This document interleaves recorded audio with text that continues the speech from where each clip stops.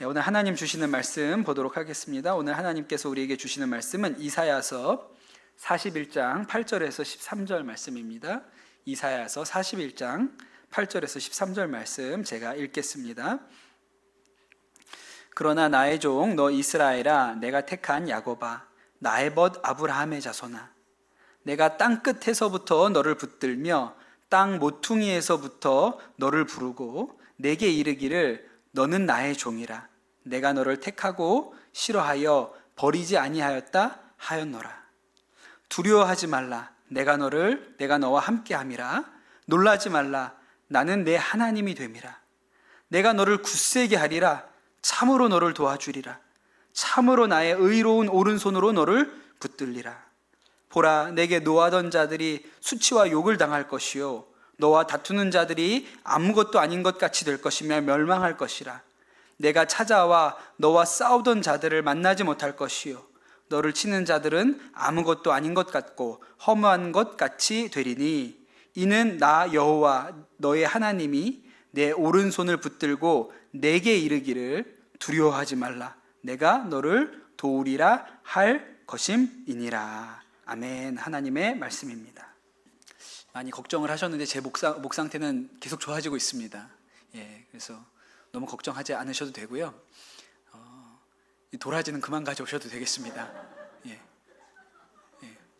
천국 갈 때까지 먹을 만큼의 도라지가 잔뜩 쌓여 있습니다.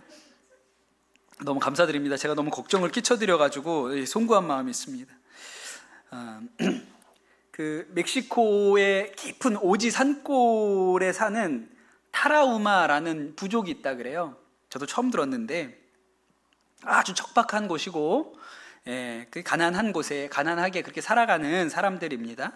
16세기에 스페인이 이 멕시코로 들어왔지 않습니까? 신대륙으로 오면서 그 스페인 사람들을 피해서 산골로 들어가게 된 부족이라고 그래요. 제가 다 믿는 건 아니지만 이 부족에 대해서 뭐 그런 말이 있습니다. 이 부족은 거짓말도 없고 도둑도 없고 또 비만도 없고 고혈압도 없고 우울증도 없고 심지어는 잘 늙지도 않는 사람들이라고 그렇게 알려져 있습니다. 왜 그럴까요? 이 부족의 특징 하나가 알려져 있는데 스스로를 뭐라고 부르냐면 라라무리라고 부른대요. 라라무리. 그게 자기들 말로는 맨발로 달리는 사람들이라는 뜻이에요. 이 부족이 가지고 있는 특징이 엄청나게 잘 뛴다는 거예요. 이 사람들은 걸을 줄 모른답니다.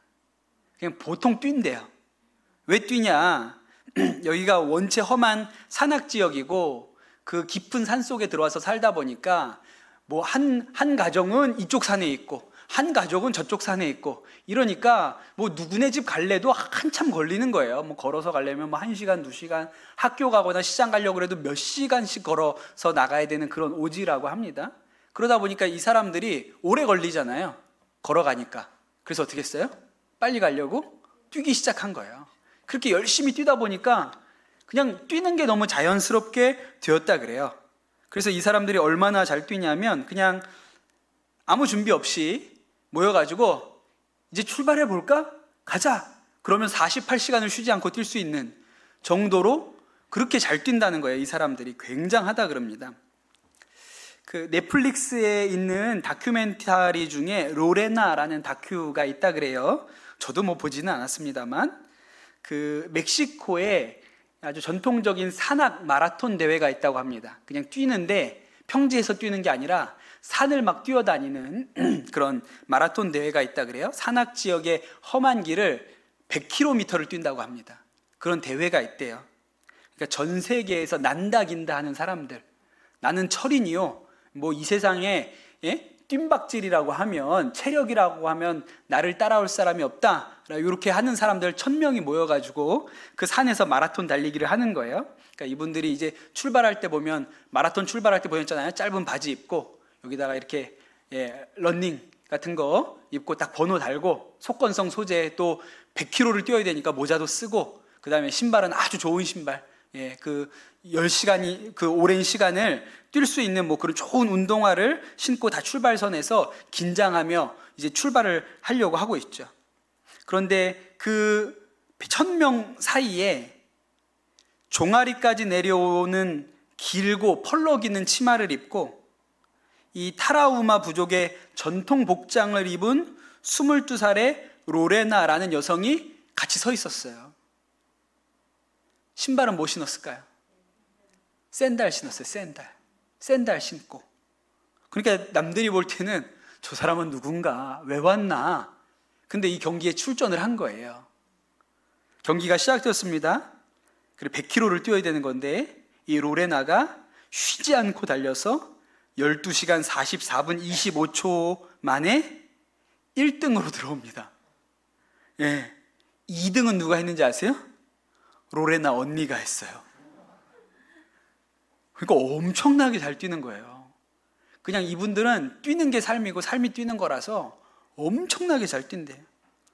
그러니 진짜 가난하고 산골에 보잘것없어 보이는 이 부족이 사실은 자기들이 가지고 있는 이 체력이라는 게 얼마나 강한지를 보여주는 것이죠.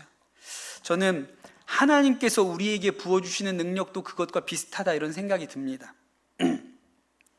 오늘 여러분하고 이사야 41장 말씀을 나눌 텐데 오늘 설교는 사실 지난주 그 40장의 뒷부분부터 이어집니다. 원래 히브리어 성경에는요 장절이 없어요. 예, 그냥 다 뭉탱이로 써 있습니다. 그 장절이 없거든요. 장은 제가 알기로는 12세기 정도에 나눠졌고요.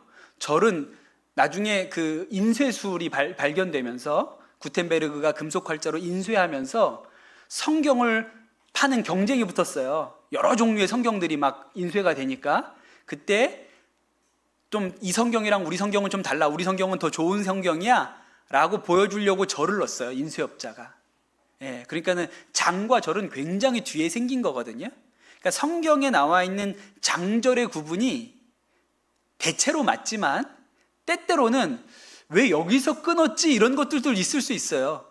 이 장절의 구분은 하늘에서 하나님이 영감으로 주신 건 아니거든요. 그러니까는 장절 구분이 여러분이 다시 하셔도 돼요. 만약에 저한테 장절 구분을 새로 하라고 하면 이사야 41장은 우리가 지난주에 읽었던 부분까지 땅 하고 40장 1절에서 11절까지로 끝내고 12절부터 31절은 저는 41장에다 갖다 붙일 거예요. 읽어보면 내용이 그렇습니다. 조금 40장 지난주에 했던 뒷부분 얘기를 좀 말씀을 드릴게요. 40장 12절 이하에 나오는 말씀은요, 하나님이 이 세상 그 누구보다 크신 분이다 이런 이야기를 여러 차례 반복합니다. 12절에 보면 이런 말씀이 있어요. 누가 손바닥으로 바닷물을 헤아렸으며 뼘으로 하늘을 쟀으며 땅의 티끌을 되에 담아 보았으며 접시 저울로 산들을 막대 저울로 언덕을 달아보았느냐. 누가 하나님처럼 크신 분이 누가 있냐 이런 말이죠. 또 15절에 보면 보라 그에게 열방이 세상의 모든 나라가 통에 한 방울 물과 같고 저울의 작은 티끌 같으며 섬들은 떠오르는 먼지 같다 그랬어요. 하나님 앞에 그 섬이 먼지 같다는 거예요.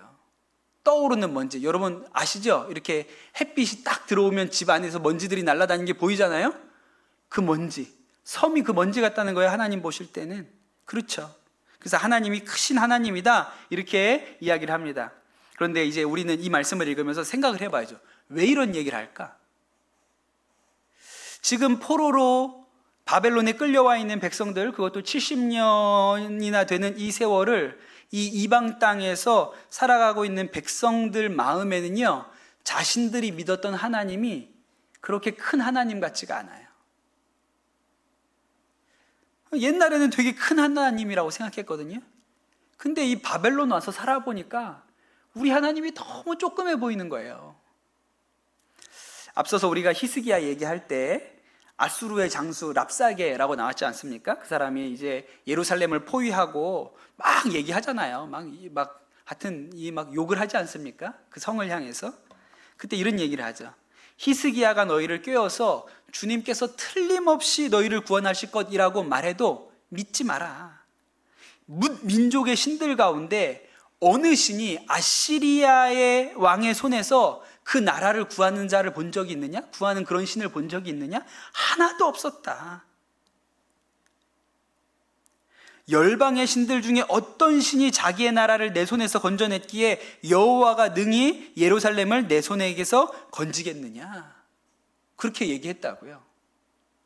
그런데 이런 거죠. 니네 하나님 못해. 야, 니네가 하나님 믿지? 니네 하나님이 무슨 만군의 하나님이라며. 니네 말은 전능하신 하나님이라며. 엘샤다이라고 그런다며 니네가. 근데 야, 지금까지 그런 애들 우리가 여럿 봤거든. 근데 다 우리한테 망했어. 너네는 좀 다를 것 같아. 내가 볼 때 똑같아. 너네도. 이렇게 얘기하는 거예요. 그런데 하나님께서 이 말씀을 들으시고 이 유다를 구해 주셨죠. 하루아침에 18만 5천이나 되는 대군이 죽어서 넘어졌습니다. 그런데 100년 후에는 이제 아수르가 아니라 바벨론이 쳐들어온 거예요. 바벨론이 쳐들어왔을 때까지만 해도요, 이 유다 사람들은 하나님이 우리를 지켜주실 거라고 믿었습니다. 하나님이 다윗 왕한테 해주신 약속이 있기 때문에 솔직히 똑바로 산 것도 아니거든요. 진짜 엉망으로 살았음에도 불구하고 우리는 망하지 않아. 하나님이 지켜주시니까 우리는 난공불락이야. 이렇게 생각을 했다고요. 그런데 그 유다가 멸망했습니다. 예루살렘이 함락되었고 백성들이 포로가 되어서 이방 땅 그발 강가로 다 끌려갔어요. 이 충격이 엄청난 거예요. 옛날에 한번 어떤 일이 있었죠? 그 사무엘이 아직 나타나기 전에 그때 그 홈리와 비느하스, 엘리 제사장 살던 시절에 블레셋과 전쟁에 나갈 때 언약궤를 들고 나갔잖아요. 근데 졌어요. 언약궤 뺏기고. 그때 이 이스라엘 사람들이 가졌던 충격이 어마어마하죠. 예. 그런데 또 충격을 받는 거예요. 우리는 영원할 줄 알았는데, 이 유다 왕국은, 다윗의 나라는 영원할 줄 알았는데 멸망한 거예요. 우리 하나님이 진짜 천지 만물을 주관한다고 생각했고 전능하신 만군의 하나님이라고 생각했는데 그 하나님의 성전이 다 불타서 사라져버리고 말았습니다. 고대의 전쟁은 나라와 나라의 전쟁이기도 하지만 동시에 그 나라의 신과 다른 나라의 신이 싸우는 거라고 생각했어요. 그래서 이긴 쪽의 신이 승리한 거라고 생각을 했습니다. 그러니 이스라엘의 하나님이 바벨론의 마루둑한테 진 거예요. 그렇게 생각할 수밖에 없지요. 그리고 이제 이방 땅에 포로로 끌려왔습니다. 그러니까 이 백성의 마음에 그 자존감이 얼마나 떨어졌겠어요. 여러분, 유대인 뭐 별거 있습니까? 하나님이 우리를 택했어. 요 자존감 하나로, 전능하신 하나님, 창조주 하나님이 우리 선택받은 백성이야, 요 자존심 하나로 살았는데 그 하나님이 졌어요. 그러니 그 충격이 어마어마하죠. 처음에는 이렇게 생각했습니다. 아, 우리가 잠깐 포로로 끌려왔지만 잠깐이야. 우리가 죄를 지어서 징계받은 거고 머지않아 돌아갈 수 있어. 이렇게 생각을 했거든요.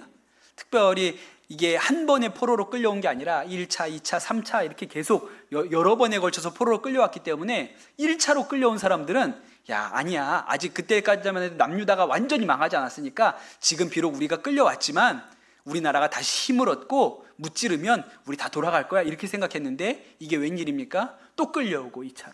또 3차로 끌려오고. 그때쯤 되니까 이제 소식이 들리기를 예루살렘 성벽이 다 무너져 내렸다. 성전이 다 불에 타서 사라졌다. 이렇게 얘기를 하니까 야, 이제 못 가는 거구나. 그럼 방법이 없구나. 이제 여기서 살아야 되나 보다. 우리 진짜 망했구나. 그런 생각을 했겠죠. 그리고 70년의 세월이 지난 거예요. 또 한 가지는 막상 바벨론에 가보니까요, 바벨론의 문명이라는 것이 이 이스라엘하고는 차원이 다른 거예요. 멕시코 그 산골에 살다가 샌들 신고 뛰어다니면서 살다가 뉴욕에 간 것하고 비슷한 거죠. 당대의 최고의 문명을 자랑하는 나라가 바벨론 아닙니까? 바벨론에 세계 7대 불가사의 중에 하나가 있었다 그러잖아요. 공중정원 있었다고 그러지 않습니까? 그러니까 이제 들어가면 보이는 거예요. 바벨론의 수도에 들어가면 저기에 한 번도 본 적이 없는, 저렇게 높은 건물을 본 적이 없어요. 그런 거에 위에 막 저 한 꼭대기까지 사람이 만들어 놓은 산 같은 그런 건물이 거기에 서 있으니 이 바벨론에 끌려온 포로들이 생각할 때는, 유대 포로들이 생각할 때는 야, 우리가 성전 하나님 성전이라 그랬는데 야, 그게 진짜 웃기는 일이구나. 성전이 이렇게 조그맣고 보잘것없는 거구나. 이 바벨론에 비하면 그런 생각이 그때 들지요. 자금성 가보셨습니까? 자금성 가보셨어요? 북경에? 갔다 오면 경복궁이 진짜 초라해요. 자금성 보고 오면요, 천안문 광장에서 그 자금성 이렇게 문 보잖아요. 그러면 화장실이구나, 이게 우리가 지금까지 봤던 게 화장실이구나, 이런 생각이 들어요. 그런 위압감을 느낀 것이죠. 그리고 바벨론에 또 수많은 신들의 신화들이 있습니다. 이야기가 있어요. 이런 얘기를 들으니까 누가 진짜 세상을 창조한 창조주인가, 그런 생각이 들죠. 우리는 하나님께서 말씀으로 세상을 창조하셨다, 이렇게 우리가 배웠는데, 바벨론에서는 이 마루둑이라는 신이 티아맛이라는 거대한 뱀을 무찌르고 그 티아맛의 시체를 찢어가지고 세상을 창조했다, 그러는 거예요. 더 재밌어, 이 얘기가. 그러니까 이 사람들이 이렇게 들어보니까 우리가 지금까지 믿었던 게 맞는 건가, 이런 생각이 드는 시대를 살았던 것이죠. 그래서 이사야서를 읽어보면요, 유독이 많이 등장하는 단어가 바라라는 단어가 있습니다. 바라는 동사인데 주어로는 하나님밖에 쓸 수 없는 동사예요. 뜻이 뭘까요? 창조하다라는 동사예요. 오직 주어는 하나님만 쓸 수 있습니다. 그런데 이 바라라는 단어가 성경 전체, 히브리 성경 전체, 구약 성경 전체에서 제일 많이 등장하는 성경이 창세기가 아니고 이사야예요. 17번이 나와요. 왜요? 창조신앙이 너무 강조되어야 할 필요를 느꼈던 거예요. 왜? 쓸려다니니까. 이 바벨론의 창조 이야기 앞에 이스라엘 사람들이 자기들이 지금까지 들었던 이 창조 이야기가 힘이 없는 것 같으니까 이사야 선지자는 창조하는 것이죠. 헷갈리지 말라고 하는 거예요. 40장 26절에 보면 이런 말씀이 나오죠.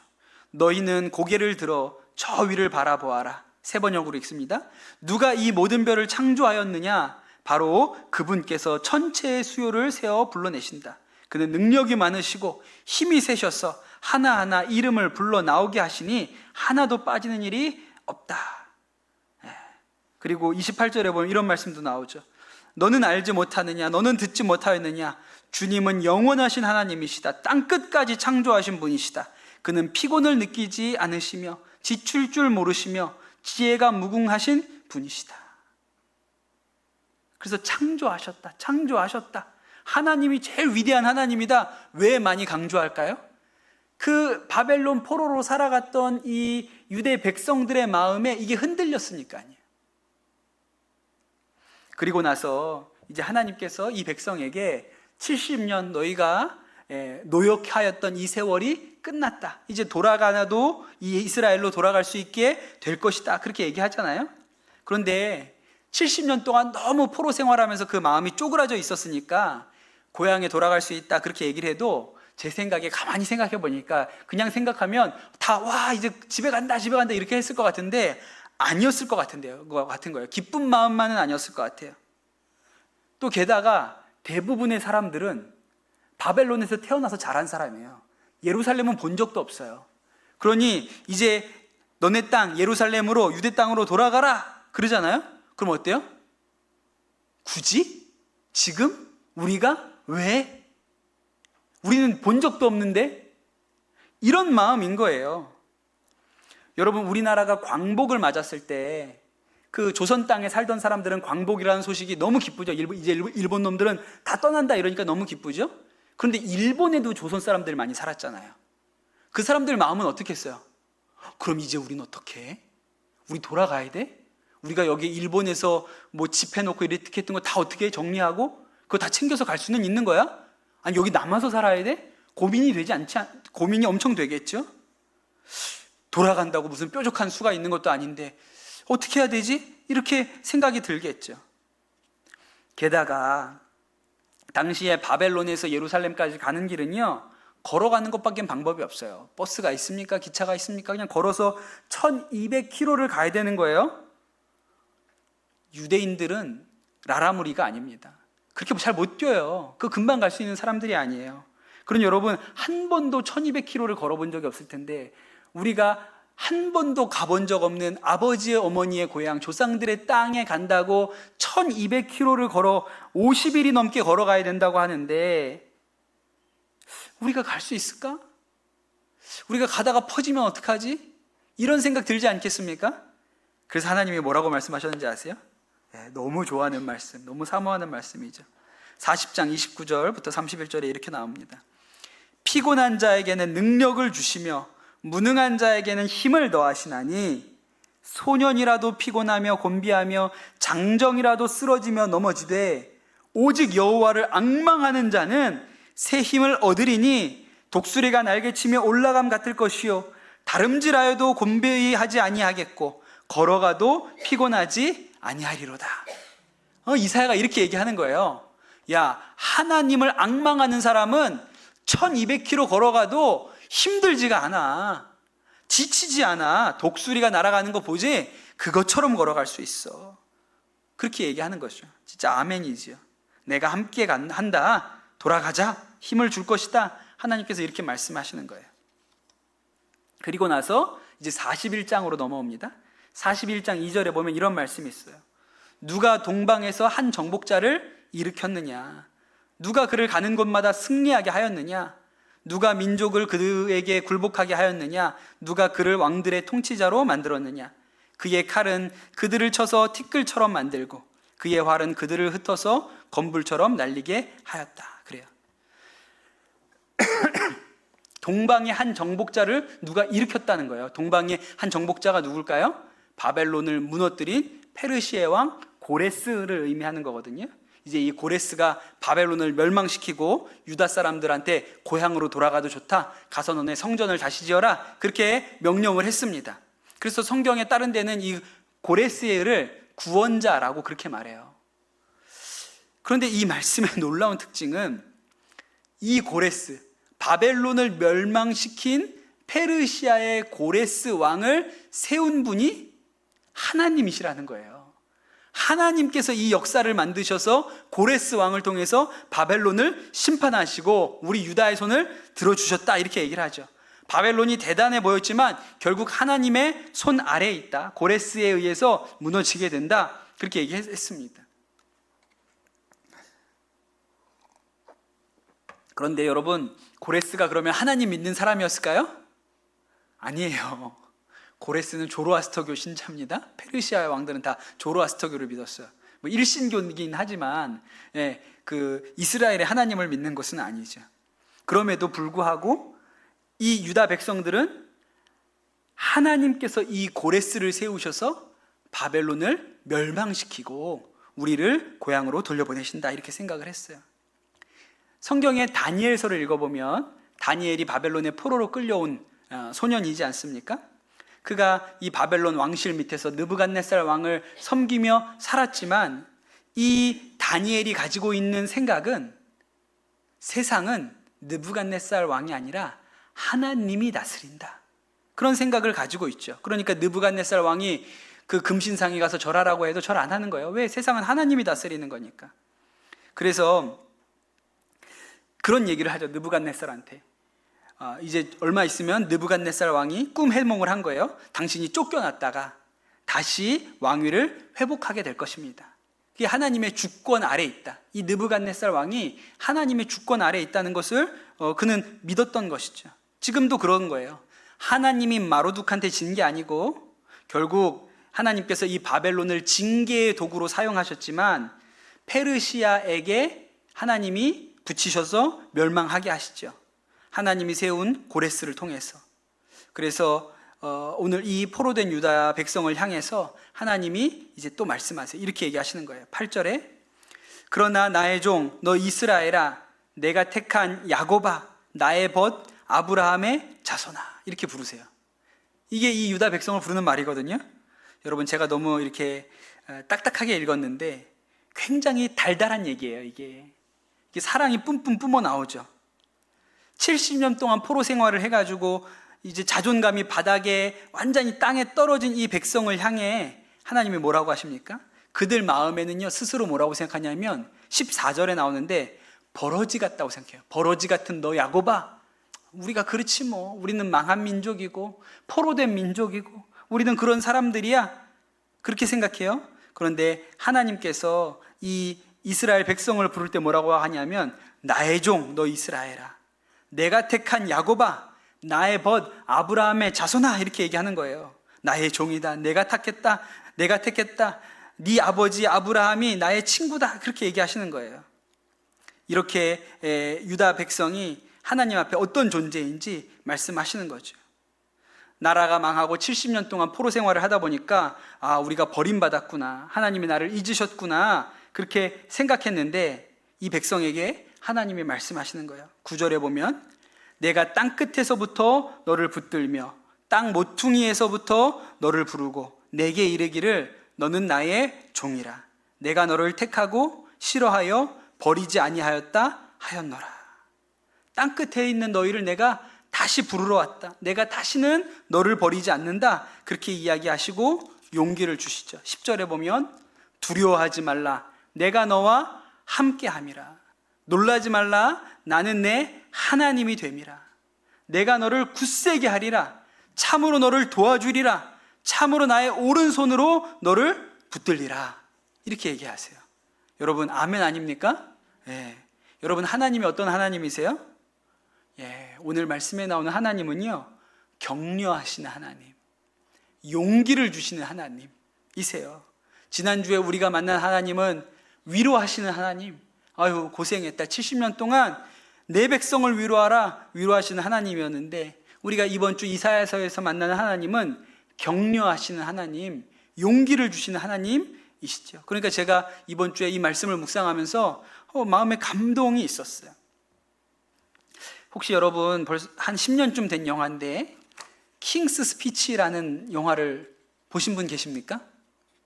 우리는 오직 말씀과 기도에 전무하기 때문에 영화가 뭔지, 극장이라는 데를 가본 적이 언제인지 그러시죠? 네, 저도 그렇습니다. 네, 저도 못 봤어요. 그냥 줄거리만 알고 있는데요. 예, 감동적인 영화라고 합니다. 제가 이 줄거리를 알고 나서 좀 보고 싶은 마음이 들었어요. 실화입니다. 이 실화를 바탕으로 한 영화예요. 작년에 영국의 엘리자베스 여왕이 돌아가셨죠? 그렇죠? 그 엘리자베스 여왕의 아버지, 그 전임 왕이었던 조지 6세의 이야기입니다. 그 아버지는 조지 5세예요. 예, 그리고 아들이 이제 조지 6세인데 왕의 아들로 태어났어요. 둘째 아들로 태어났습니다. 그러니까 왕자로 컸어요. 그럼 뭐 부족할 것이 없이 그렇게 자랐죠. 그런데 이 둘째 아들 조지 6세에게 아주 치명적인 약점이 있는데 말더듬이에요. 심하게 사람들 앞에서 말을 할 수가 없습니다. 그런데 왕자이다 보니까 뭐 축구 경기를 해도 왕자가 가 있으면 한마디 해야 될 거 아니에요. 그러니까 말을 해야 돼, 연설을 해야 되는 상황이 많은데 아주 심각한 말더듬이니까 망신도 그런 망신이 없는 거예요. 아버지였던 조지 5세가 굉장히 엄격했던 모양입니다. 이 아들이 너무 바보 같고 모자라 보이는 거예요. 이 말더듬는 아들이. 그러니 이 아들을 고치려고 그 어려서부터 수많은 언어 치료사들 만나봤지만 아무 소용이 없어요. 그러니까 이 조지 6세의 마음에는 안 된다, 이건 못 고친다, 나는 그냥 평생을 이 바보 머저리로 살아야 된다, 이렇게 마음의 절망이 있는 것이죠. 그러다가 아버지가 돌아가십니다. 그리고 영국은 2차 대전에 참전하는 아주 중요한 시기를 맞아요. 그런데 사실 조지 6세는 둘째 아들이었기 때문에 왕위는 첫째 아들이었던 에드워드 8세가 이제 가게 돼요. 8세가 이제 왕이 되어야 되는 게 맞습니다. 그런데 문제는 이 에드워드 8세가요, 미국의 한 이혼녀한테 완전히 홀딱 반해요. 미칩니다. 그래가지고 나는 왕 안 할래요, 왕위를 안 받겠다고 하고 미국에 가가지고 이 이혼녀랑 결혼을 합니다. 당시에 영국 왕가는 이혼도 불가능한데 이 왕자가 미국에 있는 이혼녀랑 결혼하기 위해서 간다니까 발칵 뒤집힌 거예요. 그래서 뭐 어떡합니까? 뭐 왕을 안 하겠다는데, 그 미국으로 가버렸는데, 그래서 어쩔 수 없이 조지 6세가 왕이 되어야 하는 거예요. 근데 너무 자신이 없어요. 왕이 될 수 없을 것 같아요. 지금 나라는 2차 세계대전을 치루어내고 있는 형편에 대관식에 가서 연설을 해야 되는데 말을 더듬으니 너무 부끄러운 거예요. 그 영화에 이런 장면이 나옵니다. 아내 앞에서 울어요. 대관식을 앞두고 아내 앞에서 울면서 나는 왕이 아니야. 나는 불량품 꼭두각시라고. 그러면서 통곡을 하는 장면이 나옵니다. 그런데 이 조지 6세에게 언어 치료를 해주는 아주 괴짜 선생님이 등장을 합니다. 이분은 라이오넬 로그라는 사람인데 학위도 없고 뭐 언어 치료사도 아니에요. 무슨 심리학자도 아니에요. 그냥 연극하던 사람이에요. 그런데 아주 이분이 특별한 것이 그 영국의 1차 세계대전이 끝나고 나서 그 전쟁의 그 비참한 상황을 겪고 나서 말더듬이가 된 사람들이 많았나 봐요. 근데 이분이 아주 직관적인 능력이 있어서 그 사람들을 이렇게 저렇게 가르치고 코치해주고 이렇게 하면서 여러 사람을 고쳐본 경험이 있어요. 아주 괴짜입니다. 그래서 이 사람이 되게 훌륭한 언어치료 선생이라는 얘기를 이 조지 6세의 부인이 듣고 남편을 데려가죠. 왕실로 와가지고 그 교육을 좀 해달라 그랬는데 아주 고집스러워요.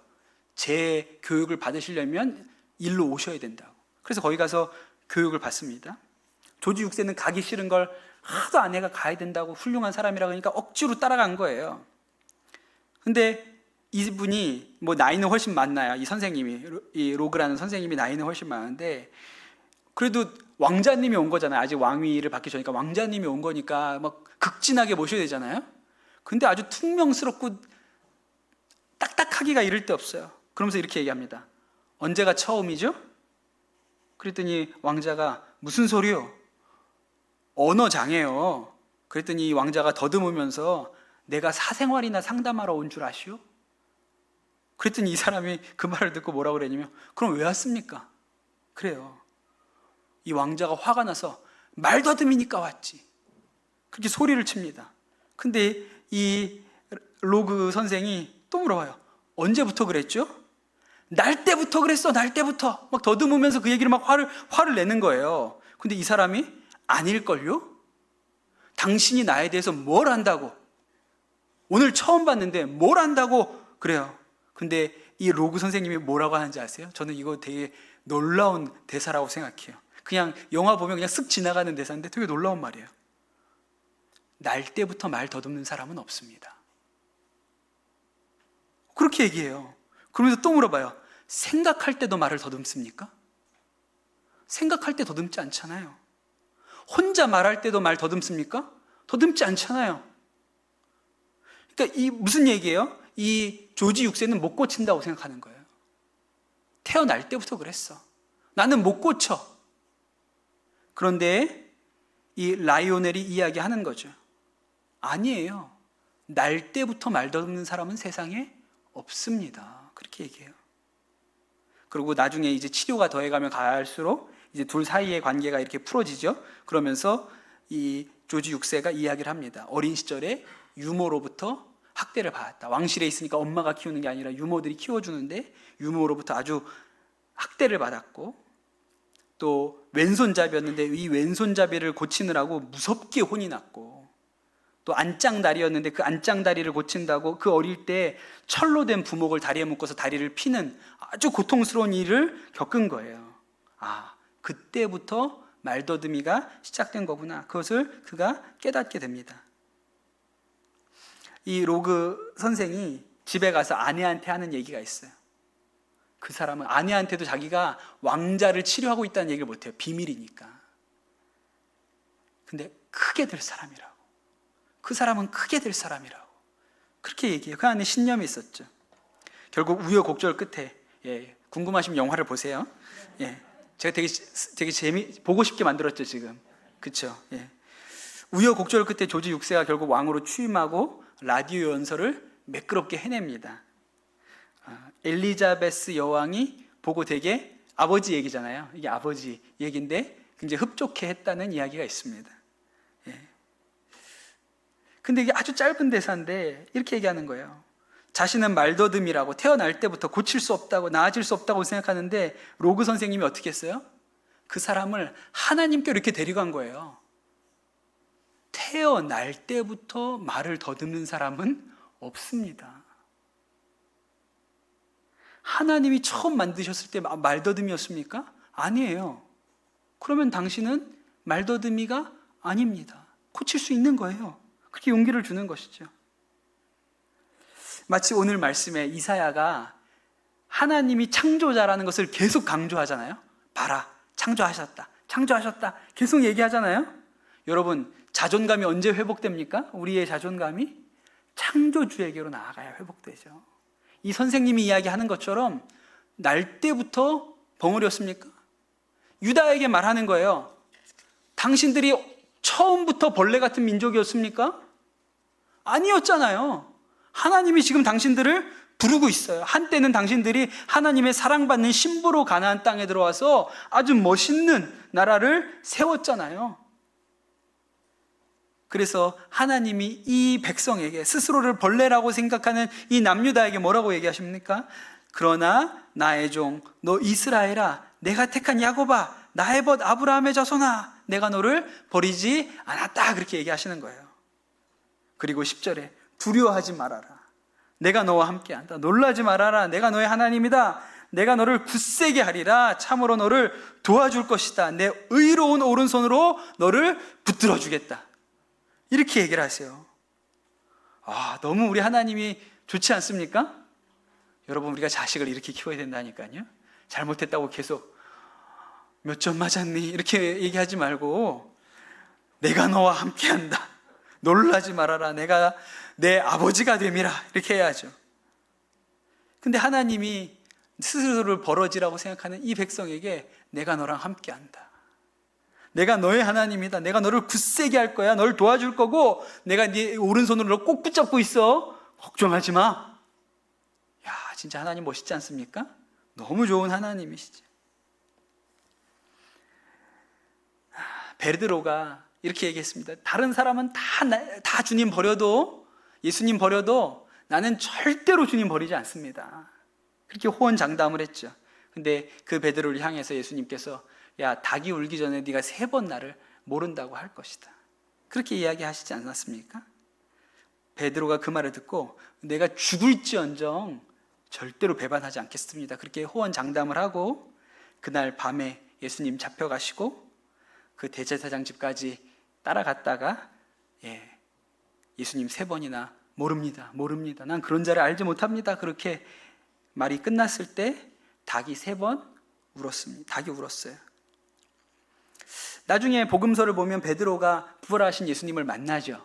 근데 부활하신 예수님을 만났는데도 불구하고 다시 갈릴리로 가요. 그래서 다시 그냥 업으로 돌아가죠. 고기 낚는 업으로 돌아갑니다. 왜 그랬을까요? 제 생각에 너무 절망했던 것 같아요. 자신에 대해서. 야, 나는 진짜 형편없구나. 나는 이제 뭐 부활하시긴 하셨지만 더 이상 예수님 따라다닌다고 제자라고 하기는 염치가 없다. 나는 그냥 고기 잡는 게 낫겠다, 그렇게 생각을 하고 돌아간 것이죠. 근데 예수님께서 그 갈릴리로 찾아오세요. 그리고 그 아침밥을 지어 놓으시고 베드로와 다른 제자들을 맞으셨습니다. 밥을 다 배부르게 먹인 다음에 예수님이 베드로에게 물으시죠. 뭐라고 물으세요?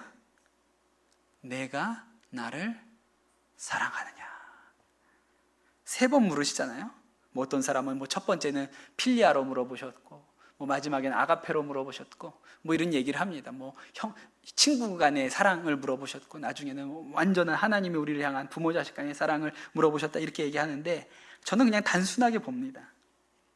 예수님이 베드로한테 왜 3번 물어보셨을까요? 저는 용기를 주고 싶으셨다고 생각해요. 용기를 주고 싶으셨죠. 베드로야, 너 나 아직 사랑하지? 그럼 됐어, 괜찮아, 계속해도 돼. 너 나 아직 사랑하지? 우물쭈물하고 있는 베드로에게 그럼 됐어, 그러면 앞으로는 계속 내 양을 먹여, 내 양을 쳐, 그렇게 이야기한 거죠. 오늘 이 스스로를 벌레 같다고 말하는 이스라엘 향해서 하나님이 뭐라고 하는지 아세요? 이사야서 41장 15절에 보라 내가 너를 이가 날카로운 새 타작기로 삼으리니 내가 산들을 쳐서 부스러기로 만들 것이며 작은 산들을 겨같이 만들 것이리라. 이 멸망한 백성을 타작 기계로 만들어서 세상을 심판하는 도구로 쓰겠다고 이야기하시는 거예요. 그럼 여러분, 하나님께서 베드로를 다시 일으켜 세우셔서 너를 내 일꾼이야, 너는 계속 물고기 잡지 말고 내가 처음에 너한테 얘기했지, 사람 낚는 어부가 될 거라고, 앞으로도 계속해, 용기를 주셨던 것이죠. 격려해 주셨던 것이죠. 제가 전에도 한번 설교 중에 이야기 드린 적이 있는 것 같은데, 제가 연평도에서 군목으로 목회할 때가 굉장히 좀 힘들었습니다. 목회가 힘들었어요. 처음에 강화도에서 군목 생활을 시작했을 때는 교회가 너무 좋았습니다. 재밌었어요. 제가 지난번에 강화도에 우리 성도님들하고 같이 성지순례를 가는데, 제가 강화도를 제 마음의 고향 같은 곳이라고 1년밖에 안 살았거든요. 1년밖에 안 살았는데도 강화도 되게 저한테는 좋은 곳이고 마음의 고향 같은 곳이라고 말씀드리는 게, 강화도에서 목회가 너무 신나고 좋았거든요. 그래, 그때 교회도 뭐 크지 않았지만 성도들이 정말 열심히 하고 영적인 이렇게 성장도 있고, 그 목회가 너무 좋고 재밌었어요. 그런 좋은 마음이었습니다. 그런데 이제 그리고 나서 연평도로 임지가 바뀌어서 들어갔는데, 연평도는 참 목회가 어려웠습니다. 교인들도 잘 교회 나오지 않고, 제가 해야 되는 군종 활동들도 우리 부대장이 못하도록 딱 이렇게 막고, 그래서 이렇게 좀 어려웠어요. 그리고 뭐 섬이니까 고립되어 있잖아요. 그러니까 저 혼자 기도하는 것 말고는 이렇게 할 수 있는 일이 별로 없었어요. 제 마음에 어떤 생각이 있었냐면, 어디 가서 진짜 충분히 은혜를 좀 받고 오면 좋겠다, 어디 가서 좀 마음의 충만함을 입고 오면 좋겠다, 이런 갈급함이 있었어요. 그냥 섬에서 혼자 말씀 보고 기도하고 이거밖에 없으니까, 그러니까 어디 가서 진짜 말씀 듣고 막 크게 뜨겁게 은혜 받으면 좋겠다, 이런 마음의 갈망이 있었는데, 그러다가 휴가를 나왔습니다. 휴가를 나왔는데 그때 들었던 이야기가 선한목자교회에서 월요 치유 집회라는 걸 한다는 거예요. 손기철 장로님이라는 분이 오셔서 월요 치유 집회를 한대요. 저도 제가 선한목자교회에 있을 때는 그게 없었거든요. 군대 가 있는 동안에 그걸 시작한 거예요. 그래서 얘기만 들었지 실제로 가본 적은 없었어요. 그리고 또 소문을 들었더니 놀랍대요. 되게 신기하대요. 가면 막 진짜 아픈 사람들이 그날도 막 일어난다는 거예요. 막 일어나가지고 막 병이 나았다고 막 이런대요. 그래가지고 제가 월요일에 휴가 나와가지고 선한목자교회 치유 집회를 갔습니다. 그때 제 마음이 누구도 만나고 싶지 않았어요. 왜냐하면 제가 연평도에서 목회하는 목회가 제 생각에는 좀 이렇게 실패자? 왜 이렇게 안 되지? 제가 그때 지금도 생각나는데 우리 군종병한테 물어봤어요. 수요 예배에 아무도 안 나와가지고 군종병만 여기 앞에 앉아 있었거든요. 그리고 차라리 제가 없었으면 그냥 내가 집에 갈 텐데, 제가 있으니까 이제 설교를 하긴 해야 되는 거예요. 거기에 그 군종병 하나를 앉혀놓고. 나중에 예배가 끝나고 나서 그 군종병한테 물어봤어요. 네 생각엔 내가 지금 뭘 잘못하고 있다고 생각하니? 그렇게 물어봤어요. 뭐가 잘 안 되니까. 그러니까 이제 선한목자교회 갔어요. 얼마나 아는 분들이 많아요. 만나면 반갑고 인사할 만한 분들, 목사님들, 하여튼 우리 친구들, 동역자들 많잖아요. 그런데도 그날은 아무도 만나고 싶지가 않고, 하여튼 그래서 제 시간에 안 들어가고 조금 늦게 슬쩍 저쪽 뒤쪽으로 살짝 이렇게 안 보이는 대로 해가지고 잠입하듯이 들어가가지고, 또 제가 어디가 안 보이는 자리인지는 잘 알잖아요. 그래서 저기 기둥 뒤에 옆에 이렇게 이러고 앉았어요. 그런데 진짜 이상하더라고요. 그 집회가 너무 이상한 집회라고 생각을 했습니다. 손기철 장로님이 나오셔서 말씀 전하시기 전에 예언을 하시는 거예요. 가보셨어요? 예언을 하시는 거예요. 이런 거예요. 오늘 여기 이쪽 왼쪽에 앉은 분 중에 중이염으로 고생하시는 분 같으신데 하나님이 고치시겠다고 말씀하셨습니다. 그러니까 저쪽에서 누가 아멘 그러는 거예요. 그리고 저 뒤쪽에 계신 여자분이신데요, 하나님께서 오늘 그 류마티스로부터 해방하신다고 말씀하셨습니다. 그랬더니 저쪽에서 또 누가 아멘 해요. 이게 뭔가 도대체, 이게 뭐야? 뭐 이랬죠. 그런데 또 그러다가 한 번은 제가 이쪽에 앉아 있는데 저 반대쪽 뒤를 가리키시면서 이러는 거예요. 저 뒤쪽에 앉아 계신 남자분이신데 사역자시네요. 사역자가 맞습니다. 하나님께서 돌팔이가 아니라고 그러셨습니다. 이렇게 얘기하시는 거예요. 그러니까 예배당이 다 웃음바다가 됐습니다. 다 사람들이 막 이렇게 웃었어요. 저도 거기서 웃었죠. 뭘 저런 얘기를, 별 희한한 예언이 다 있다, 이런 생각을 했죠. 그리고 말씀 전하시고 나서 이제 간증, 오늘 치유가 일어난 분들이 이제 강단에 올라와서 간증을 하시거든요. 말씀은 뭐라고 전하셨는지 기억이 안 나요. 간증하시는 분들이 나와서 간증을 하는데 막 치유 간증을 하시는 거예요. 어떤 남자분이 어떤 여자분이 나와서 뭐가 낫습니다, 하나님 할렐루야 막 이렇게 하고, 저는 오늘 일해서 왔는데 뭐가 고쳐졌습니다, 이렇게 하시는 거예요. 그러다가 남자분 한 분이 나오셨어요. 그러면서 나와가지고 이야기를 하시는데 이렇게 얘기하시는 거예요. 하나님이 어떤 남자 사역자분 돌팔이 아니라고 하셨는데 그 사람이 바로 접니다, 그렇게 얘기하시는 거예요. 그러면서 하시는 얘기가 본인이 군인교회를, 군목은 아니시고 그냥 군인교회를 섬기셨던 목사님이신가 봐요. 그런데 교회에 문제가 나서 그 군인교회에서도 나와야 되는 상황이 되셨다 그럽니다. 사실 여러분, 군목 아닌 민간인 성직자가 군인교회에 그렇게 섬기고 싶을 마음이 없어요. 군인교회가 어렵고 가난한 교회니까. 근데 왜 군인교회까지 가요? 가다 갈 데가 없으니까 군인교회까지 간 거거든요. 그런데 거기에서마저도 그분이 목회할 수가 없어 교회를 나와야 되는 상황이 됐다는 거예요. 임지도 없고 이제 아무것도 없는 그런 상황이 돼서 너무 내가 비참하고, 나는 진짜 하나님한테 쓰임받지 못하는 사람이구나, 나는 아무짝에도 쓸모없는 자구나, 목회는 이제 나는 끝났구나, 그렇게 포기하려고 했는데 하나님이 오늘 이 집회에서 응답을 주셨다는 거예요. 돌팔이 아니라고. 근데 그 간증을 듣는데 제가 거기서 막 울고 있었어요. 그제서야 그게 하나님이 저한테 하시는 말씀인 줄로 깨달아진 거죠. 왜냐하면 저도 마음에 돌팔이라고 생각하고 있었거든요. 이게 목회를 제대로 하는 건가? 이게 제대로 가고 있는 건가? 이게 맞는 건가? 아닌 것 같은데? 그런데 그 목사님이 나와서 그 얘기를 하는 순간에, 그 순간이 돼서야 이게 나한테 하시는 말씀이구나. 엄목사, 너 돌팔이 아니야. 목회가 어렵지? 그래도 너 돌팔이 아니야. 걱정하지 말고 계속해. 이렇게 저한테 이야기하시는 거예요. 그런데요, 제가 그 말씀을 딱 듣는 순간에 뭐라고 마음에 생각이 들었냐면 충분하다, 이렇게 생각이 들었어요. 내가 막 목회를 잘해서 교회가 부흥되고 내가 존경받고 칭찬받고 유명한 목사가 되어서 된 게 아니고, 하나님이 그냥 목회를 나는 그냥 한다고 하는데 잘 안 돼요.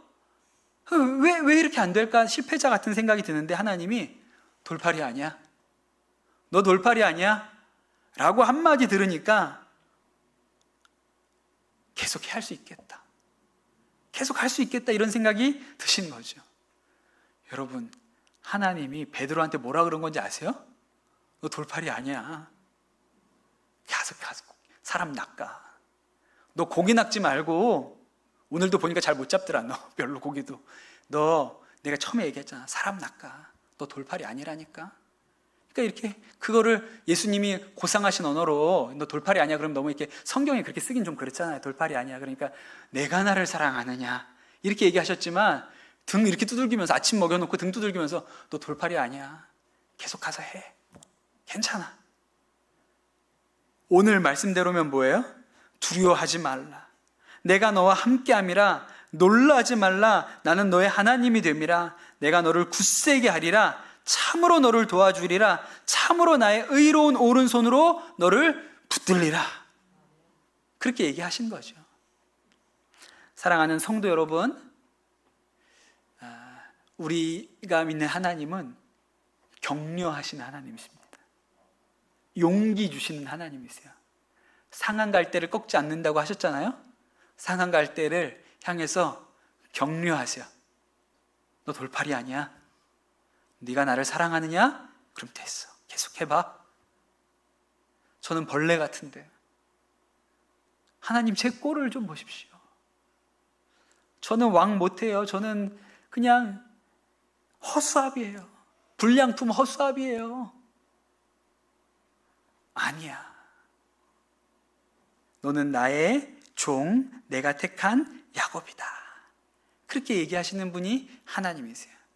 사랑하는 우리 성도 여러분, 이 하나님의 격려를 여러분에게 하시는 말씀으로 들으시기를 축복합니다. 예, 제가 처음에는 그 말이 저한테 하는 말인 줄 몰랐다가 나중에 돼서야 그 돌팔이가 아니라는 말씀이 나한테 하시는 말씀이구나 라고 깨달아진 것처럼 여러분 안에 하나님이 오늘 주시는 이 말씀, 나의 종 너 이스라엘아, 내가 택한 야곱아, 두려워하지 말아라, 너와 함께한다, 놀라지 말아라, 내가 너의 하나님이다, 굳세게 하리라, 참으로 너를 도와주리라, 내가 내 오른손으로 너를 꽉 붙들고 있다. 이 말씀이 여러분을 향하여 격려하시는 하나님의 말씀으로 들리시기를 예수님의 이름으로 축복합니다. 우리 이제 찬양 같이 하고 주신 말씀 붙들고 같이 기도하겠습니다.